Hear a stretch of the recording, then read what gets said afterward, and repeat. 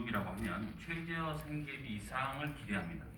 그런데 이 후보께서 연간 100만 원 지급을부터 이제 말씀을 하셨는데 한 달 평균 8만 원 수준으로 금액이 너무 적습니다.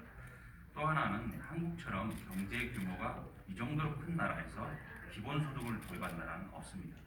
설립은 정책 실험이다 이런 비판도 있는데 이에 대해서는 어떻게 생각하십니까? 네.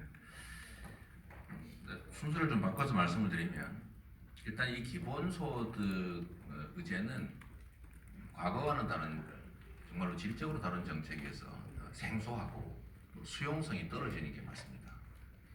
그러나 우리가 앞으로 직면하게 될 소위 인공지능 4차 산업혁명 시대에는 노동에 대한 수요가 대폭 축소될 수밖에 없기 때문에 노동시간 단축, 그다음에 일자리 나누기를 통해서도 어느 정도 문제를 해결할 수 있지만 근본적인 해결책은 되지 못합니다. 특히 최근에 기술 대기업을 중심으로 한 이익의 독점, 자신의 시장 실패를 불러올 수도 있다는 반성 때문에 디지털 기업의 성공한 CEO들, 마크 저커버그나 빌 게이츠나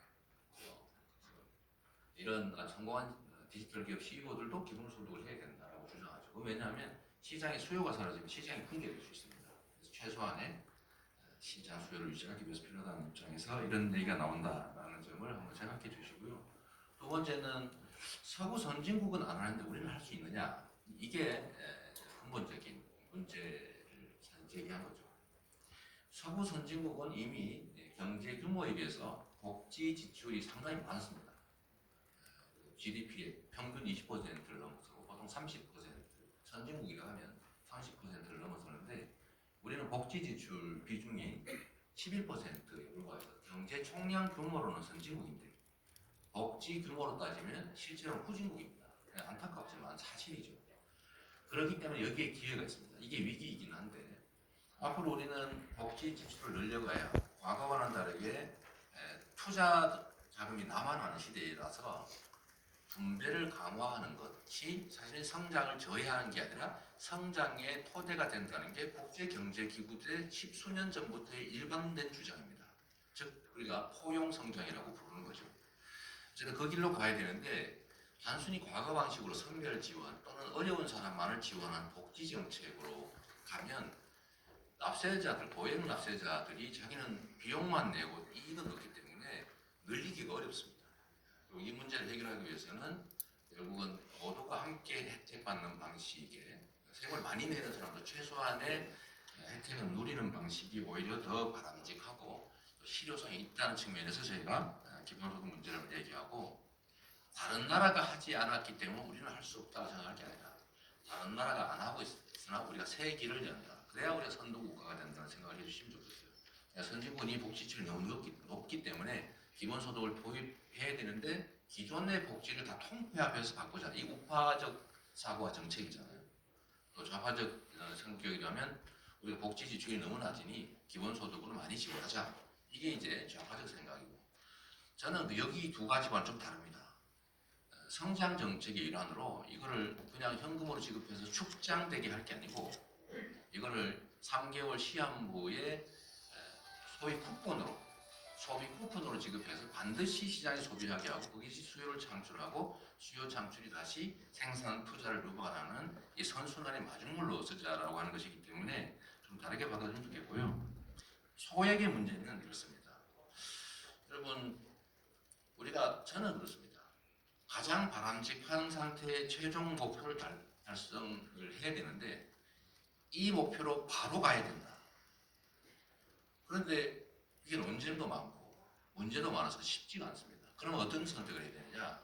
저는 보통 이상적인 사람들은 그 목표에 도달할 수 없는 상황에 일하면 시도를 안 해요. 논쟁만 합니다. 저는 반발짝이라도 가자. 그래야 언젠가 100발짝 뒤에 있는 목표에 도달합니다. 실용적으로 접근해야 된다는 것이고요. 기본소득이 필요하지만 이해도 부족하고 효과에 대한 검증도 안 되기 때문에 제가 부분적으로, 단계적으로 소액에서 시작해서 고액으로 넓혀나가면서 국민적 이해를 늘리자, 이렇게 주장하는 거죠. 8만 원이 소액이라고 말씀하시는데요.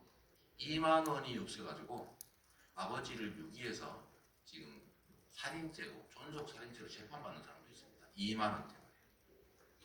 친척에게 10만 원 빌리는 것도 부담스러워서 결국은 아버지에 대한 양육을 포기했잖아요. 그래서 결국 살인범으로 지금 징역 4년 받았던데 다행히 집행유예 받았더군요.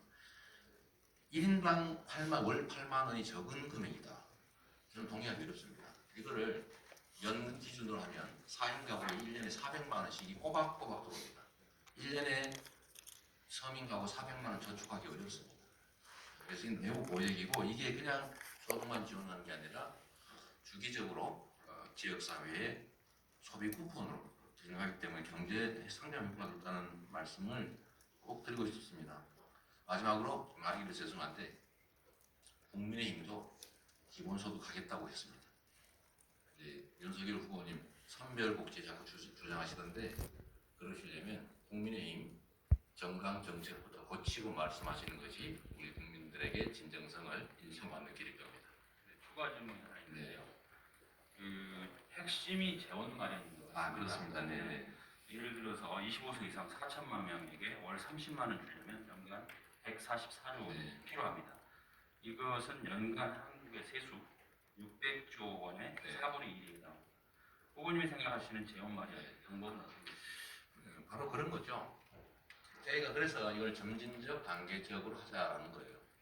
가능한 범위 내에서 하고 국민적 동의를 받아서 이게 경제 성장에도 도움이 되고 부의 양극화 완화에도 도움이 되고 개인의 삶의 질 개선에도 도움이 되는 모두에게 도움이 되는 유용한 정책이라고 하면 그때부터 좀 늘려갈 수 있죠. 그리고 방식도 전 국민을 대상으로 하는 보편 기본소득을 소액에서 고액으로 늘리는 방법도 있고 부분적으로 예를 들면 노인, 아동, 또는 청소년, 농촌, 장애인 이런 쪽으로 부분적으로 시행할 수도 있는 거죠.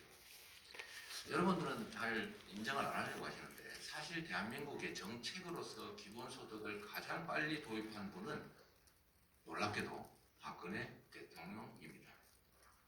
박근혜 후보께서 대선 공약으로 65세 이상에게는 차별 없이 20만 원씩을 다 지급합니다. 이게 제가 말씀드리는 노인 기본소득이죠. 아동들에게 월 얼마씩을 차별 없이 다 지급합니다. 지금 시행하고 있는 아동수당 이게 바로 부분적인 아동 기본소득이죠. 이게 쭉 연결되면 전 국민 기본소득이 되는 겁니다. 우리는 이게 마치 제가 새롭게 주장하는 별난 정책이라고 생각하는 경향이 있으실 수도 있는데 문제는 박근혜 대통령이 가장 먼저 정책으로 시도했고 국민의힘의 정강 정책 1조 1항에 포함되어 있다는 점 말씀드리고요. 재원 마련을 어떻게 하겠냐, 기존의 복지와는 어떤 관계냐라고 말씀하시는데 일단 기존의 복지도 아까 말씀드렸던 것처럼 대한민국은 매우 취약하기 때문에 확대해 나가야 되는데 선별 정책도 필요합니다. 정말로 어려운 데에 대한 복지 정책 필요하죠. 보편적 복지 정책도 필요합니다. 근데 이것만으로는 부족하기 때문에 어쨌든 모든 국민이 혜택하는 그래도 경제적 선순환을 기여하는 방식도 필요하다는 말씀을 드려서요. 저는 기본적인 구상을 부분적 기본소득, 즉 아동수당, 노인 기본소득, 또는 장애인 기본소득, 예술인 기본소득, 청소년, 또 청년 기본소득, 부분적인 것들은 일반 회계를 조정해서 최대한 조달을 하고 보편적 기본소득, 전 국민에게 일괄 지원하는 방식은 새로운 재원을 만들어야 된다고 생각합니다. 그 새로운 재원에 제가 지금 현재 구체적으로 검토하고 있는 것은 전에 말씀드린 것처럼 탄소세와 토지 보유세입니다. 우리는 세금 부담률이 전 세계에서 매우 낮은 편에 속합니다. 근데 국민들은 증세에 반대합니다. 왜 반대하느냐? 세금은 내는데 혜택은 없다고 생각하기 때문이죠. 만약에 북유럽처럼 증세하면 내가 어디 이익이다 라고 생각하는 사회 환경이 만들어진다면 증세와 배분을 통해서 양극화도 완화하고 새로운 성장의 길을 찾을 수가 있죠. 근데 탄소세 한번 생각해 보십시오. 어떤 분은 또 탄소세 하면은 기업들이 어려워진다 이렇게 말씀하시는데 병이 난 내 아들을 수술하면 아프니까 수술하지 말자고 하는 게 맞습니까? 빨리 수술해가지고 수술비 없으면 좀 빌려가지고라도 빨리 건강하게 만들어서 열심히 일해서 그거 갚게 하는 게 진짜 부모 관리입니다.